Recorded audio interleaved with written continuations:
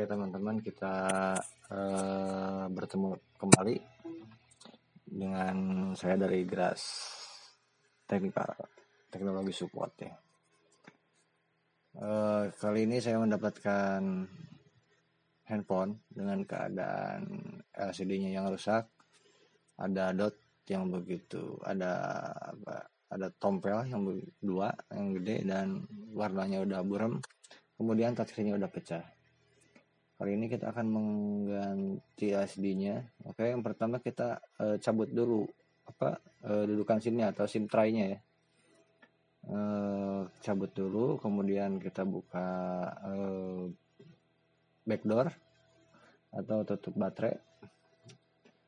Setelah itu kita buka juga pelindung mesin atau tutup mesin.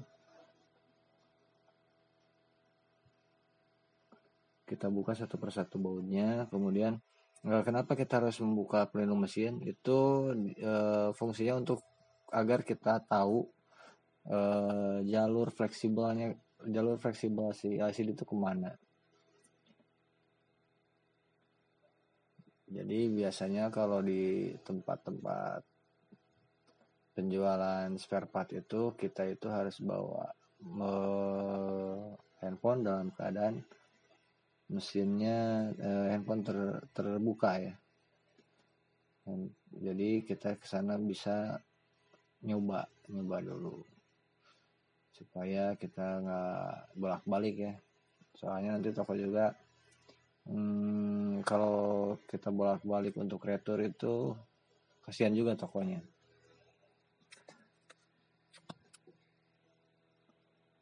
Oke, sekarang udah terbuka dan kita tahu untuk fleksibel LCD-nya itu ke bawah, sedangkan touchscreen-nya itu di atas dekat speaker ya, dekat speaker kecil.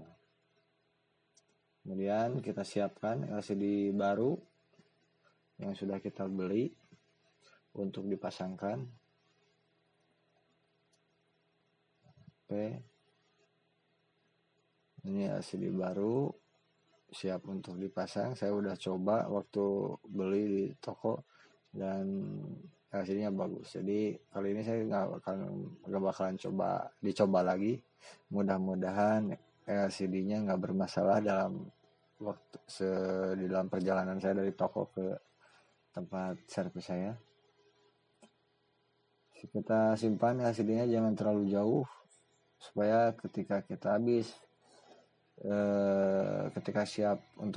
ketika kita beres memasang lem, kita cepat-cepat bisa menempelkan LCD supaya lemnya tidak keburu kering. Namun sebelum kita membubuhkan lem ke tempat LCD atau disebut juga tatakan LCD, kita harus membersihkan lem bekas LCD sebelumnya ya, supaya nanti tidak menghambat atau tidak mengganjal LCD yang baru, sehingga LCD yang baru tidak ngangkang, tidak ngambang. Oke, kita pasang lem secara merata ya, di pojok-pojok aja secara merata, jangan sampai ada yang kosong, soalnya nanti akan ketika LCD dipasang dan kita nyalakan ternyata ada bagian yang enggak terisi lem dan itu kelihatan sangat tidak rapi dan jelek. Soalnya nanti akan ada kelihatan cahaya yang keluar, cahaya dari LED penerang LCD ya.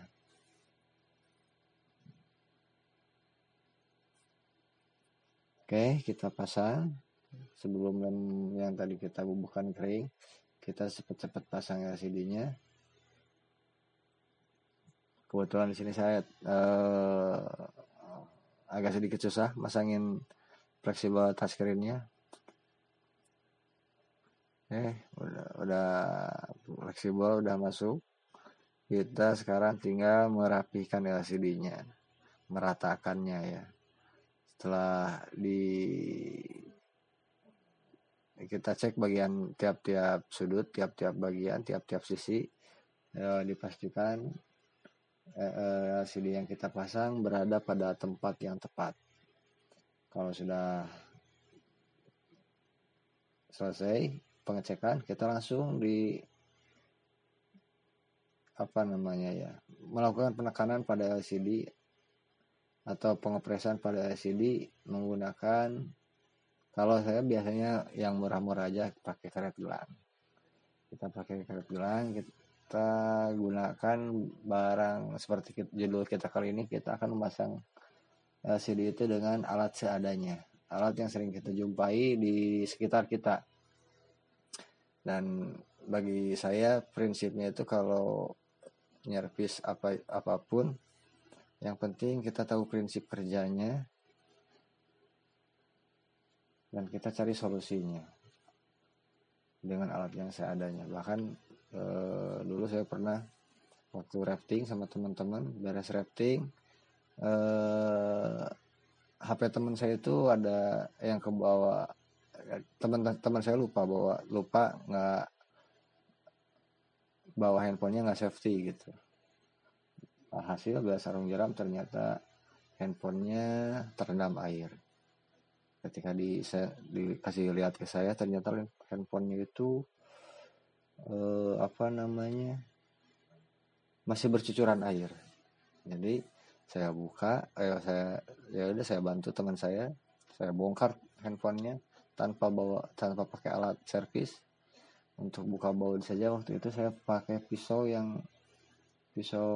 rescue buat arung jeram, atau pisau survival di arung jeram.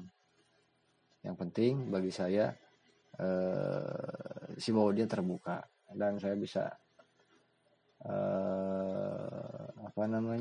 bisa mengakses mesin yang basah. Jadi saya cek setiap sudut mesin yang kemungkinan ada genangan air dan saya dikeringkan. Biasanya kalau saya di tempat servis pakai blower, tapi kali itu saya menggunakan pompa perahu aja buat ngeringinnya, tiup. Oke, kita lanjut ke kerjaan kita. Pasang semua fleksibel yang harus nyambung ke ke mesin. Fleksibel LCD, fleksibel charger, fleksibel touchscreen. Bahkan kalau ada fleksibel on off, kita pasang semuanya. Pastikan semua bagian terpasang dan berada pada posisinya. Kalau kita rasa semuanya udah terpasang, baru kita pasang baterai.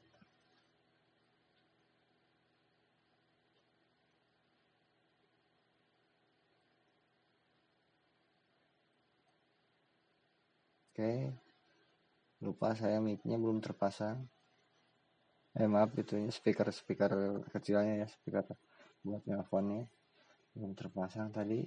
Dan ternyata di sini ada lem. Kita angkat dulu aja lemnya supaya nggak ngeganjal ke baterai nanti sama fleksibel LCD-nya. Kemudian kita pasang baterai. Nah, terakhir penutup mesin. Pasang bautnya satu persatu. Oh ya, tadi lupa di dalam mesin juga ada baut ya, supaya nggak goyang mesinnya.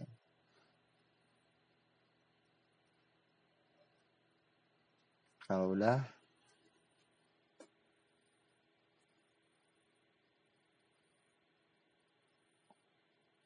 kita masih kerjakan pemasangan baut di mesin. Oke, baut mesin udah terpasang. Sekarang kita pasang penutup mesin ya. Bautnya di sini harus terpasang semuanya, soalnya akan kelihatan di sini kalau ternyata pas kita pasang bautnya jadi berkurang. Kemana baut tersebut? Nanti kelihatannya akan jelek aja kalau ada baut yang tidak terpasang. Oke, kita pasangin satu persatu dengan teliti, jangan sampai salah baut juga. Kadang-kadang yang harusnya bautnya yang pendek kita kasih yang panjang, itu nantinya akan mendorong ke bagian LCD kita akan rusak terdorong sama baut yang terlalu panjang.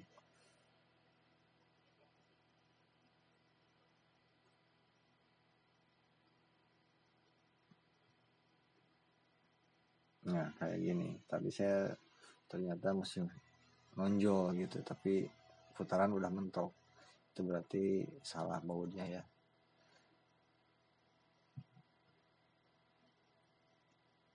Oke, semuanya udah terpasang, kita coba nyalain, kita cek LCD-nya setelah kita melakukan pekerjaan kita dari mulai ngelem, ngepres pakai karet bilang.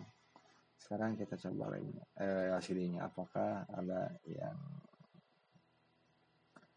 ada minusnya ketika kita tadi memasang atau enggak. Kita coba sekarang. Yang perlu dicek pada LCD itu yang pertama tingkat sensitivitas, kemudian pencahayaan, setelah itu saturasi warna standar di LCD. Untuk produk ini cara pengecekannya itu di bintang pagar 64 663 pagar bintang. Kita cari opsi display di tab, merah, tab lagi, hijau, biru, oke, dan warnanya sempurna. Oh iya, satu lagi, touchscreen lupa barusan. Kita coba tes touchscreen-nya. Nah, biasanya kalau ada yang rusak itu terputus ya. Oke, ini bagus. Dan LCD dan handphone kita bisa pakai. Terima kasih.